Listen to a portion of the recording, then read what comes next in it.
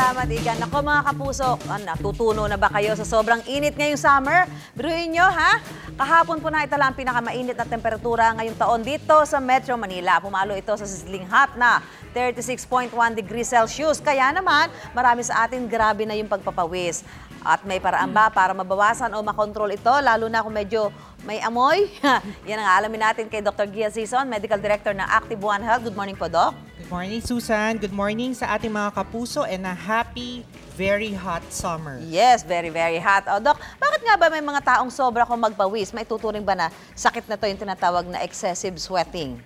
Well, excessive sweating per se, hindi naman siya sakit, Susan. It's just that may mga tao lang na masyadong mabilis ang metabolismo na they sweat more compared to others. And sa weather, example, kahapon, sobrang init. Talagang parang defense mechanism na rin ng body natin yon instead of overheating. So we sweat. Okay. So yun, ano ba yung dahilan ng pagpapawis? Yun, para mas maganda daw yung pinapawisan ka eh. Yes, better. At least nagre-release yung body ng water para hindi masyadong mainitan yung core temperature natin. So ano-anong parte ng katawan natin yung pinagpapawisan? Well, alam natin yung ating underarm. Ano-ano bang ibang parte ng katawan ng pinagpapawisan? Well, sa women, yung under the breast area, area na yun, yung mga palms natin, palad, yung soles, talampakan. Okay.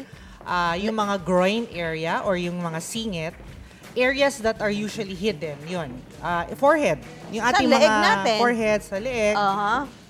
Yung scalp area natin. Okay. So normal na pinagpapawisan, pero bakit nagkakaroon ng mabahong amoy ng pawis? Ano yung cause nun? Yung body odor is sweat plus may bacteria pa, yun.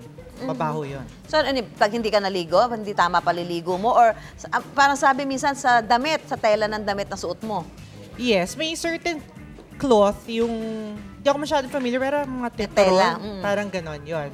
It has something also to do with food. Okay. Diba? If you eat too much spicy food or yung may curry, curry kasi, when you release it sa body, meron rin siyang sort of odor na na-emit through sweat. So ano, Doc, ang gagawin natin para maiwasan yung sobrang pagpapawis, lalong-lalo na kung medyo masama yung amoy, ano hong dapat natin gawin? Well, yung tinatawag natin na tawas, the typical alum chloride, it can help, no? Ano, yung buo? O yung, kasi baka yung dinikdik, baka nilagyan ng gawgaw. Huwag naman gawgaw. Well, pwede mo dikdikin, iligay mo sa warm water, then you can put your hands there, or yung antiperspirant will help. Okay.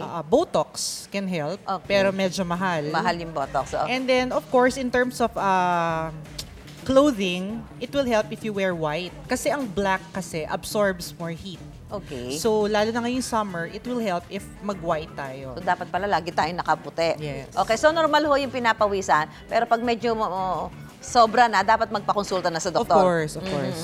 At lalo na pagka medyo hindi nakagandahan yung amoy. Okay, maraming salamat po, Doc Gia Thank you, Sison. Susan. Ayan, tandaan po mga kapuso, normal lang naman ang pagpapawis. Pero pag ito'y sobra-sobra na, dapat magpakonsulta na kayo sa doktor. Tama ba ako, Lynn at Pia?